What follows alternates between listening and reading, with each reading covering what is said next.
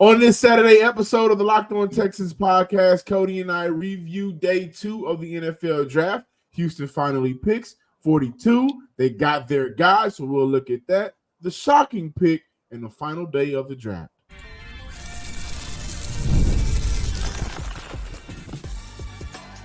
You are Locked On Texans, your daily podcast on the Houston Texans. Part of the Locked On Podcast Network, your team. I hope y'all not day. sleeping in. This Saturday episode of the Locked On Texans podcast. I hope y'all not sleeping in because we are talking day 2, but day 1 for the Houston Texans of the NFL draft, right? So thank you to all of our first-time listeners and viewers out there in the Texans world. Thank you for stopping by. Please subscribe, like, and comment to the Locked On Texans podcast on YouTube, wherever you listen to your podcast. To all of our returning listeners, thank you for coming back. As Cody and I continue to talk Texans, I'm your Texans football analyst, Johnson Sports Guy Hickman. On the other side of the screen, the hardest working man in the Texans business right now in sports media, Texans Credential Media member, Sports Illustrated's own Cody Davis. Make sure you guys are following him on social media. He has been giving you guys update after update after update. Nick Caserio's comments, right? We've been hearing from him. His articles over at Sports Illustrated. You know, this ain't nothing but a quick stop just for me to record. I'm going back to NRG Stadium. Yeah. Listen, he has been at it for the past 24 hours, and going to add another 24 hours to that. So, we'll be looking at day 2 of the NFL draft. Of course, day 1 for the Houston Texans. This will be a very informal episode. We're just talking to players, just talking ball a little bit, right? And trying to make sense of some of the decisions that were made a Friday night. I know a lot of guys are shocked about Blake Fisher, but we'll get into that. The final day of the draft, we'll talk about players that will be available on day 3 that can fit Houston, who's out there, who's available. Why Blake Fisher at 59. We'll also look at Kalen Bullock. And the competition now gets thicker in that cornerback room with the Houston Texans selecting Kamari Lassiter with the number 42 overall pick. We anticipated Nick Caserio trading up at some point during day 2. Did not have to trade up for Kamari Lassiter. He was their guy the whole time, I feel like. And we was also told that behind the scenes that they really do like Lassiter, what he brings. So they got him at 42. They got Blake Fisher. Again, tackle, Notre Dame at 59. But they did trade up for Kalen Bullock, the single high safety from USC. I love that move for Houston. 2 of those moves I love. One of those moves, trying to make sense of and have an understanding of it, was shocked. We'll get into all of that. But let's open up with the competition that's getting thick at the Houston Texans at cornerback, with Kamari Lassiter being the number 42 overall pick.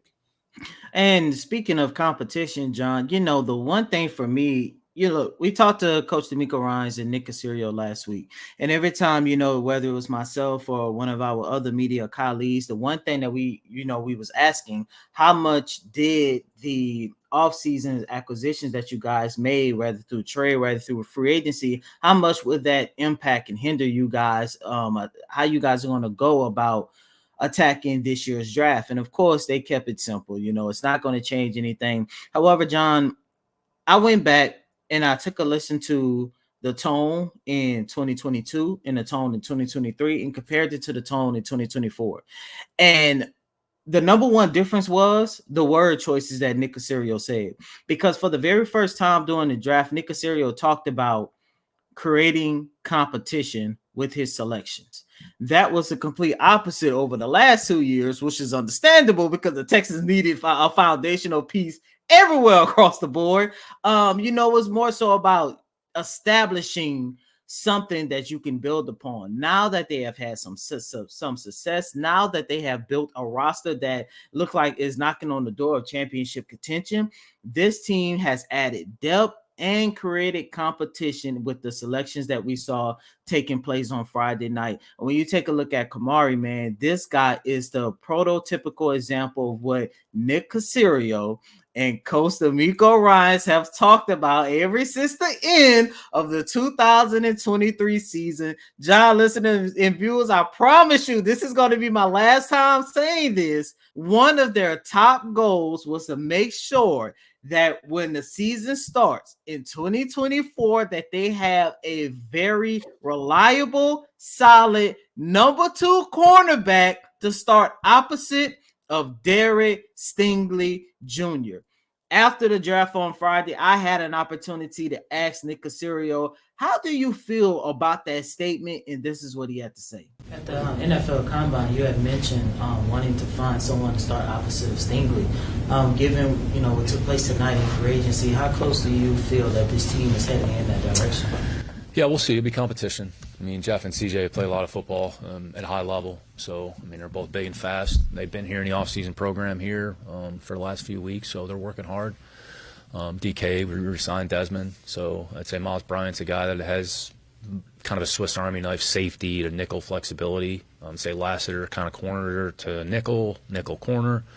Bullock, safety to whatever else he could do. So you're going to need, 6 to 8 defensive backs that can go out there and play. And, I mean, look, you're going to have to cover people. So you have to be able to run, you have to be able to cover, you have to be able to tackle. I mean, somebody's going to have to chase Worthy down the field when Mahomes is launching a ball over his head this season. So, I mean, you need 5 or 6 defensive backs. It's a space game. It's a speed game. It's a tackling game. So what happens relative to opposite Derek, we'll find out. So there's nothing that's predetermined.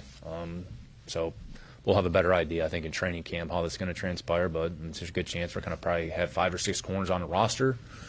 2 or 3 are going to play on defense. Whoever 4, 5, and 6 are going to be backups. And how diverse are their roles? Going back to Coach's question here, kicking game to defense. So it'll be an interesting exercise here, but I think we've created a significant amount of competition in that area, which is a good thing.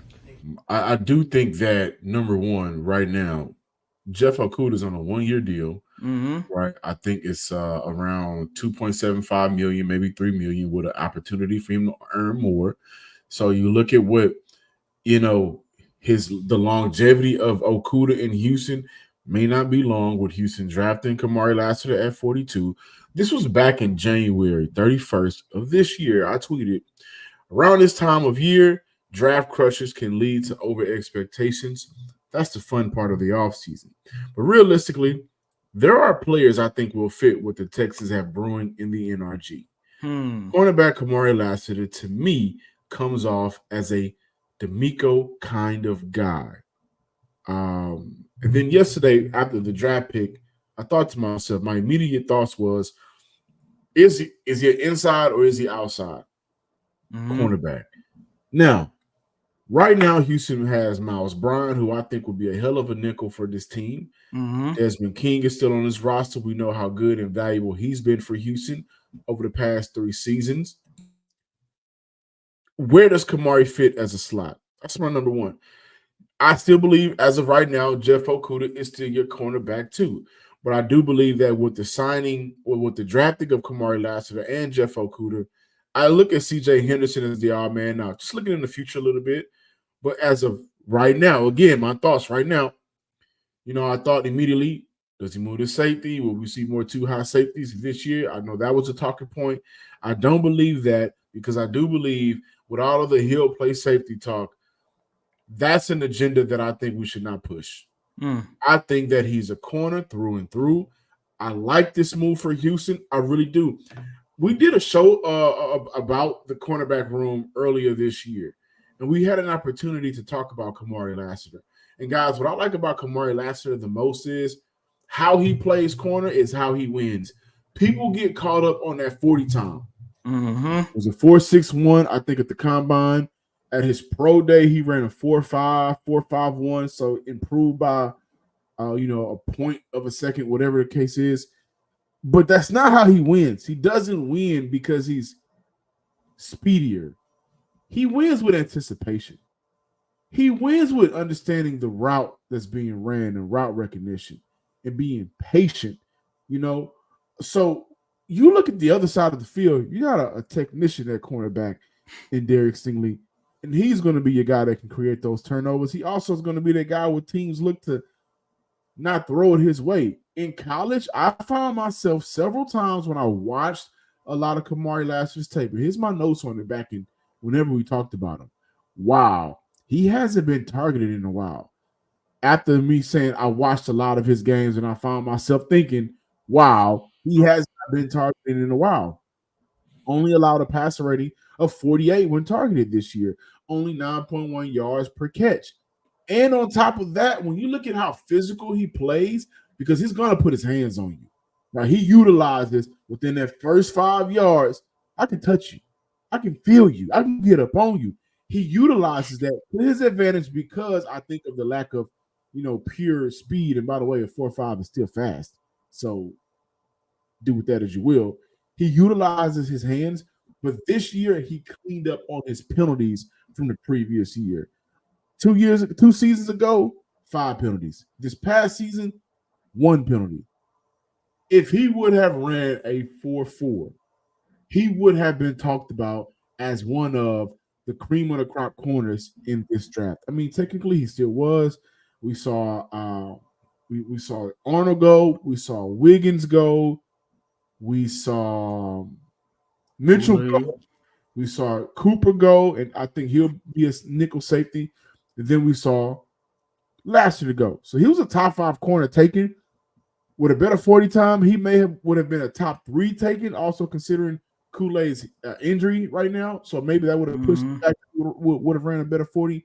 But for Houston, I like this move, guys. You're getting a guy that for years to come, may not immediate playing time, may not be your immediate starting cornerback too, but for years to come, you're getting a cornerback that fits this team, that fits the identity of D'Amico, that fits the swarm defense, and like he called himself last night. What did he call himself? The locksmith. The locksmith.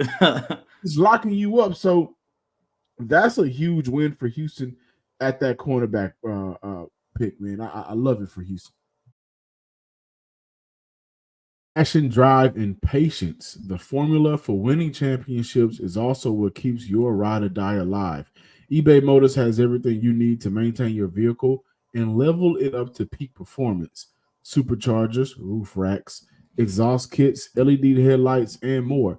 Whether you're into speed, power, or style, eBay Motors has you covered. With over 122 million parts for your number one ride or die, you'll always find exactly what you're looking for. And with eBay Guaranteed Fit, your part is guaranteed to fit your ride every time or your money back. Because with eBay Motors, you're burning rubber, not cash. With all the parts you need at the prices you want, it's easy to make your car the MVP and bring home huge wins.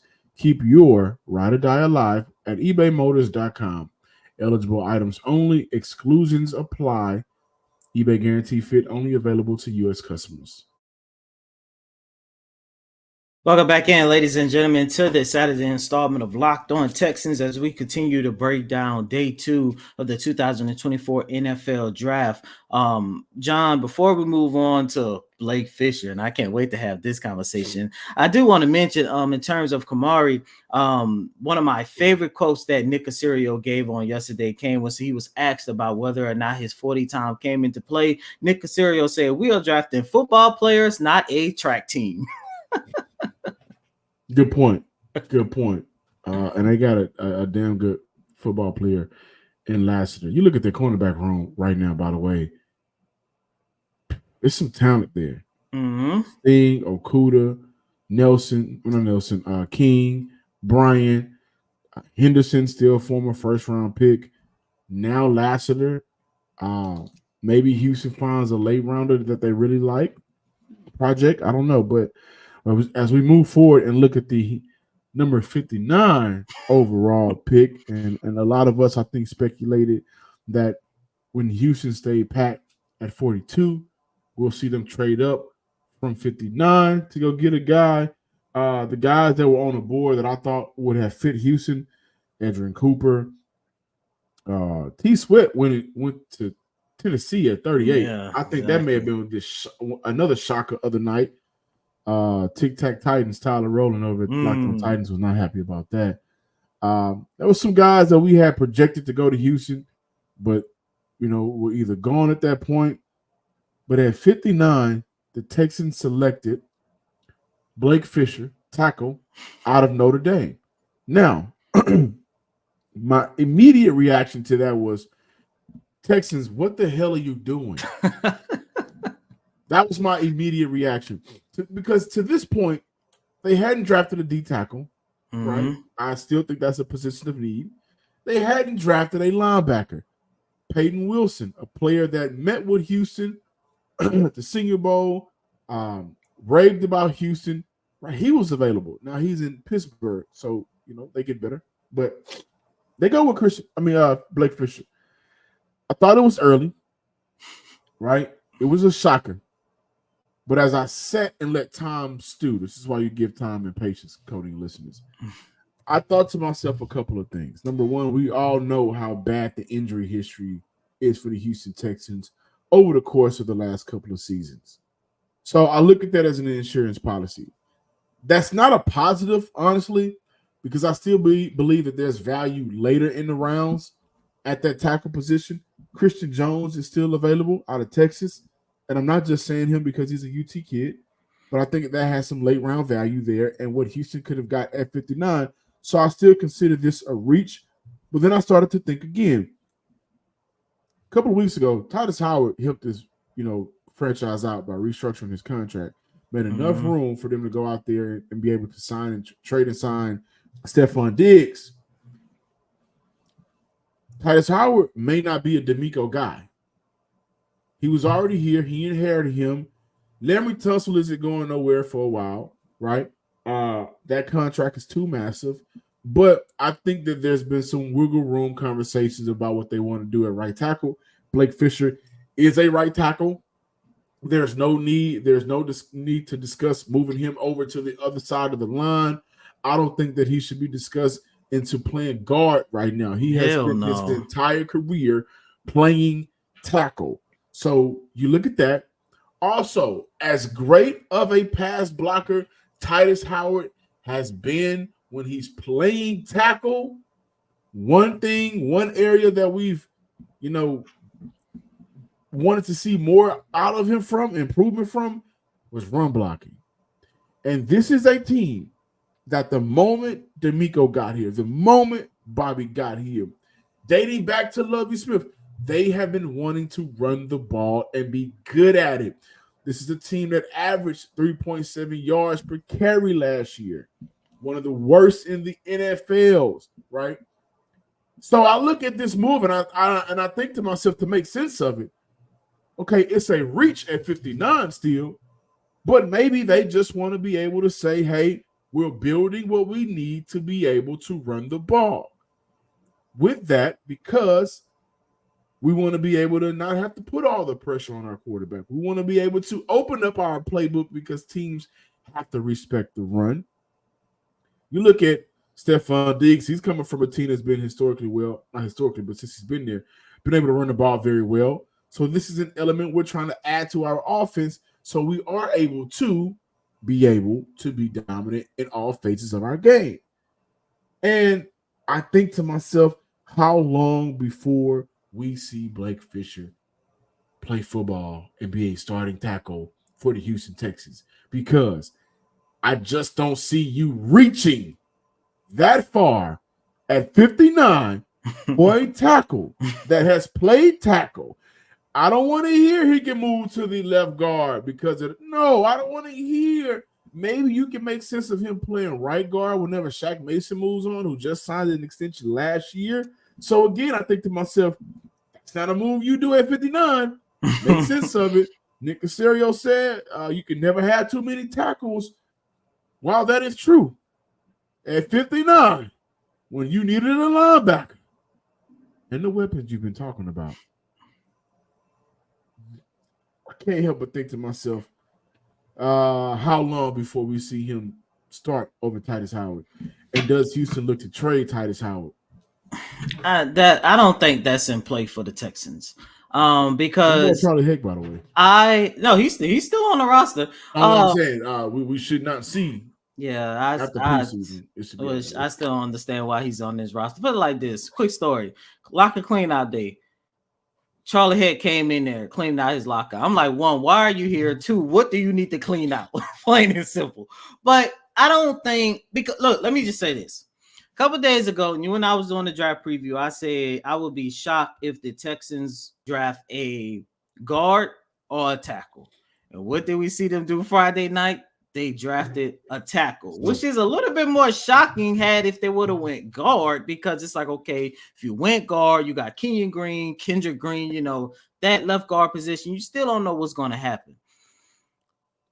But then for them to draft a tackle, a right tackle, and yes, I saw the same conversation people was having on social media talking about his versatility. He could play left guard and all this other stuff. Blake Fisher ain't playing no damn left guard, plain and simple. And I said it like that so everybody could know he ain't playing no damn left guard. I don't even think he's gonna play right guard. He's gonna play tackle. But John, like you, I originally hated this pick. But then, like you, I started thinking. And the one thing that I've always go back to is, you know me by now, I always try to find a trend, a similar trend that what D'Amico and Nick Caserio will say.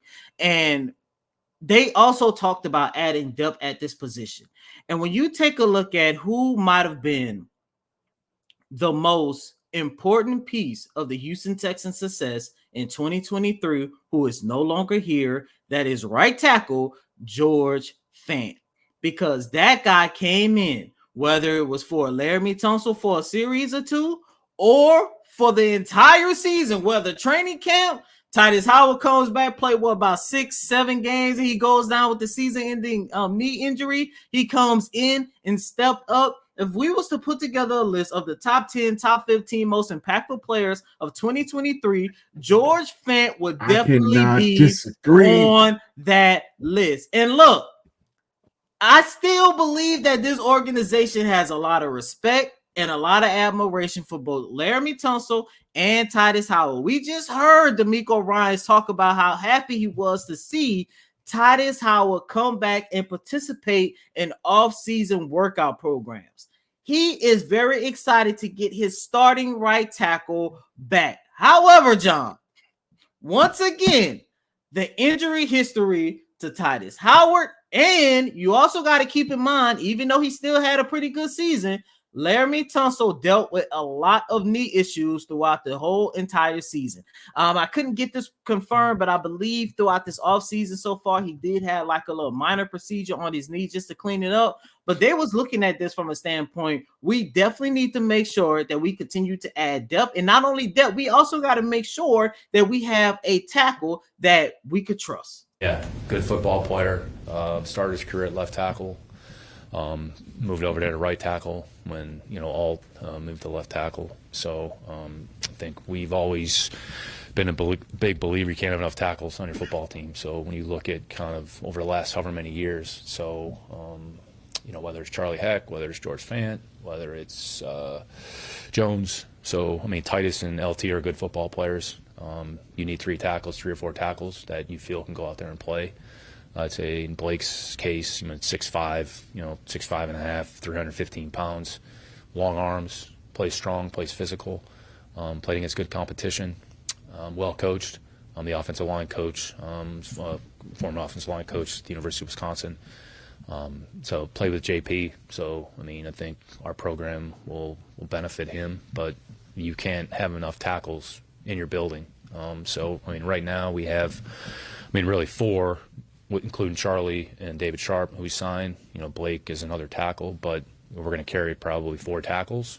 So you're going to need 3, and you all have seen us play. At some point, they're going to have to play. Even going back to 22, we had to play multiple tackles. So, LT didn't play, and then we had to move Titus over, and then Charlie played, so you're going to need tackles. So can't have enough good ones on your team.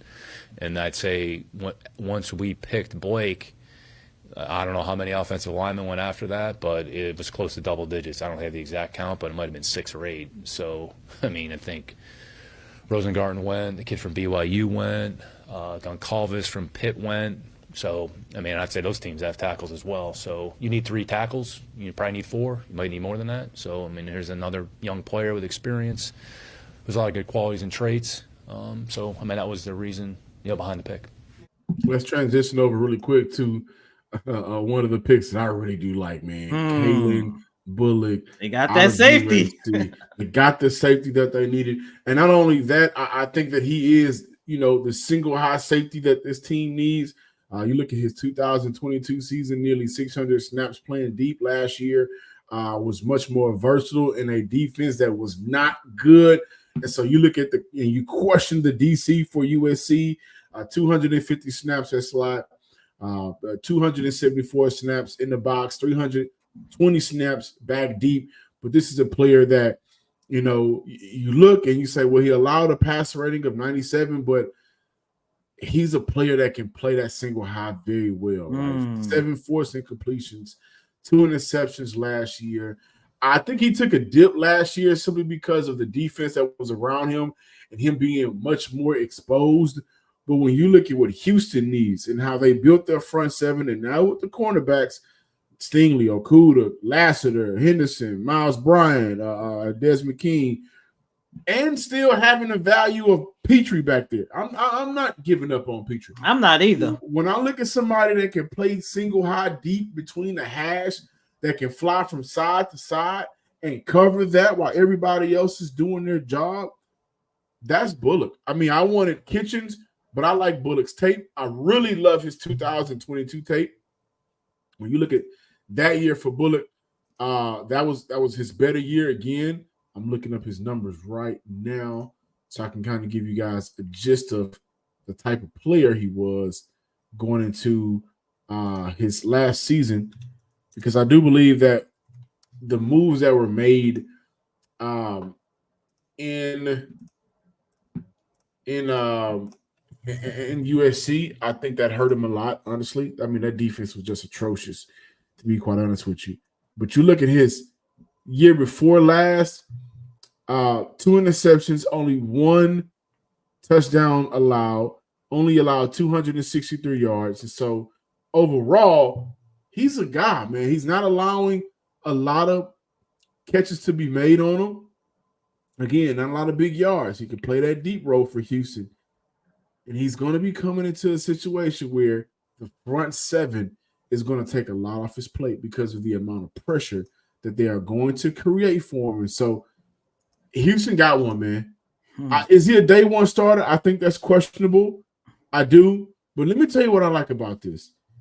Derek Stingley is under 25. Kamari Lassiter, under 25. Petrie, under 25. Bullock, under 25. They have a young defensive back room. They have a young secondary that you can see this team building with. And you look at how some of these contracts can potentially play out over time, it's very possible Houston can keep a bulk of these players together. I love Houston drafting Bullock.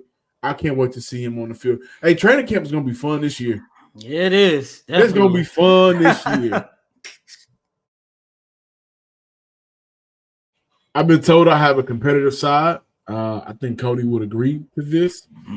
But I think we all have a competitive side, right? And my competitive side is a big fan of Monopoly Go. I'm sure you've heard of it. It's been downloaded over 150 million times. It's a great twist on Monopoly where you play on not one, but hundreds of Monopoly boards in crazy locations, building up amazing cities that bring you big money. The best part, you can mess with your friends. You can charge them rent on iconic properties, just like classic Monopoly. But now you can also heist their vaults of riches for yourself. And the leaderboard show you who the biggest Monopoly tycoon is. But it's not just a competitive side that I love and that you could potentially love. You can also team up with friends and people around the world in time tournaments to earn huge rewards. So get in on the game and join your friends. Download Monopoly Go right now for free on the App Store or Google Play.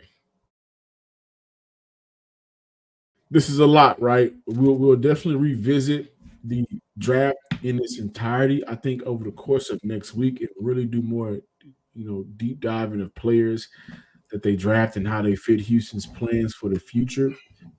I will say this, Cody, and I don't believe that teams don't believe that they have windows, but I think that what Caserio is doing, along with D'Amico Ryan, what they are doing is making sure that they have an opportunity to extend whatever window that they have. They're gonna extend a window that's just starting to crack open. Well, yeah, because look at the Buffalo Bills. Oh yeah, right? I agree. Don't get me wrong. I agree. They went into their window and they went all in, right? Mm-hmm. As they should have. But now you're looking at them having to make a lot of decisions based on how bad their salary is, the salary cap is. Mm-hmm. So you're seeing them trade back. You're seeing them trade back so they can acquire more picks. They lost a lot of guys. And I think for Houston, one way that they're looking to avoid that, and I look at this as maybe the San Francisco 49er model, because it seems like every year there's a player that pops up in San Fran, and you're like, where the hell did he come from? And he's a contributing factor. Mm-hmm. So I think drafting a player like Blake Fisher, taking the shock value out of it, what does that do for the next 5 years down the road? Do we believe Titus Howard will be back in 5 years? No. Not drafting Laramie. Not even maybe not Laramie. 5 years, I think what that'll put him at 34. Yeah, I mean, even if he is, he ain't gonna be the Laramie Tunsil that he is today, or that he was at least a year or two ago. Put it like this: he's not gonna be. He's not gonna be top tackle Laramie Tunsil in 5 years. I could see that. So you look at Tunsil, you look at Howard, you look at that move, and you say, okay, well, that's how you can make sense of Blake Fisher.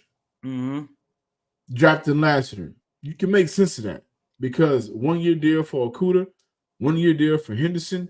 After that, one thing that Nick Caserio does very well is reconsider things and revalue and reestimate things and look at the value of a player. He talks about it all the time. He tells you what he's going to do. Mm-hmm. Maybe one of those guys come back. Maybe both of those guys come back. Maybe neither one of those guys come back. But what you're doing is giving yourself that insurance policy of drafting one of the top corners in the NFL draft, and you just hope that he pans out. Which a lot of teams, again, this is all hope and pray that they all pan out for your franchise. So I think that with the first 3 moves and the moves that they'll make in day 3, because I do believe day 3 we'll see a running back and wide receiver taken at some point. Wow. Maybe super late, right? Maybe mid round late, like 4th to 5. I still consider the 4th round maybe mid round a little bit, but we'll see. Is tight end going to be drafted? So the final day of the draft, I think, will be for Houston. We'll see a mix of guys that can potentially be contributors day one, special teams, and maybe packages thrown in for them. But we'll see some guys that I believe that will be a part of the future plan for this team. And keep in mind, Nick Caserio had to endure 2 terrible seasons in Houston. So when you don't have success early on, you want to make sure that you have success later on. And I think we'll see some good value picks. I think we'll see at least one more trade from Nick Caserio to add to this team. Day 3 of the draft, man, the Texans have 5 picks coming in, starting at pick 127. I don't see them drafting a wide receiver or a running back because I think there's 3 other positions that they need to make sure that they address first. Defensive tackle, linebacker, and tight end, John, who you just positions that you also just alluded to. With 5 picks, I could see Nick Caserio trading at least one of each of his 6th or 7th round pick. And I if they add a wide receiver or a running back, it has to come through free agency. I like what you said. There is value in some of these not undrafted, but like post cuts, free agents. So they I could see that around the league. We'll definitely have much more of a deep dive of this NFL draft, but I just want to say, guys, there may be